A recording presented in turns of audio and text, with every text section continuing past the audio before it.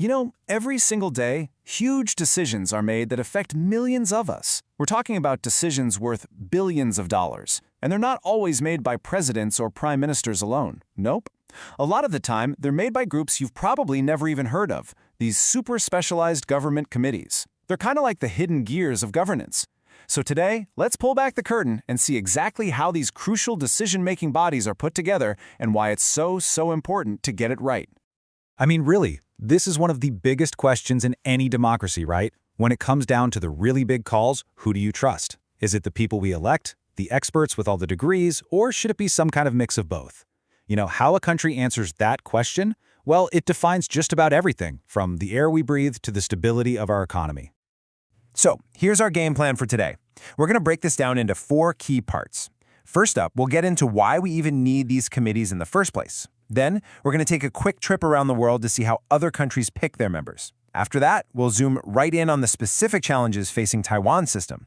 And finally, we'll look at a possible roadmap for how things could be improved.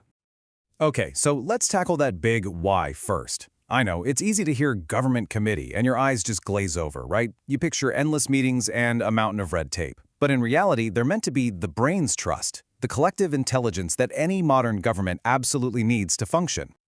Just stop and think for a second about how complicated the world is today. Can we honestly expect one single leader to be an expert on, say, AI safety, global supply chains, and the ethics of genetic engineering? No way, right? Of course not. And that is exactly why committees exist, to bring that deep, specialized knowledge right into the heart of policymaking. And you know, their job goes way beyond just being smart. These 5 functions are really the pillars of good government. Committees give decisions legitimacy by bringing different voices to the table. They also act as a crucial check on power, making sure no one person has too much say. They're supposed to make things more transparent, connecting what happens in government back to the public, and, this one's huge, they provide stability, so that long-term goals don't just get thrown out with every election cycle. Okay, so we've established these committees are pretty vital. That leads us to the million-dollar question. How in the world do you pick the right people for the job? Well, let's take a quick global tour and see how different democracies try to solve this very tricky puzzle. This table gives us a fantastic snapshot of all the different philosophies out there. You've got the US model, which is all about politics. It's basically a tug-of-war between the president and Congress. Then there's the UK, which tries to take politics out of it by posting these positions like public job openings. Germany goes for a consensus approach, sharing power between the government and professional groups. And the Nordic model? Well, their secret weapon is just radical transparency. They figure sunlight is the best disinfectant. So you can really see 2 totally different ways of thinking here. The US model basically says, look, politics is going to be part of this no matter what, so let's just manage it with checks and balances. The goal is to force a compromise. The UK model, on the other hand, says, let's try to get politics out of this as much as humanly possible. The goal there is pure merit-based selection. All right, so with all that international context in our back pocket, let's bring the focus home to Taiwan and take a close look at its current approach to building these incredibly important committees. Now watch what happens when we slot Taiwan into this table. The difference is pretty stark, isn't it? The whole process is really dominated by 2 things: nominations from the executive branch and behind-the-scenes negotiations between political parties. The main safeguard against just handing out jobs to friends isn't an independent watchdog or public hearings, it's simply divvying up the seats among the parties. And that creates a very, very different dynamic. And this kind of system, well, it creates a whole cascade of problems. Because the appointments are so political, any professional review can feel like it's just a rubber stamp. The real decisions are happening in those party negotiations far away from any public or media oversight. And this often means the same small insider circles are recommending candidates, which can lead to overlooking better people and what's actually best for the public.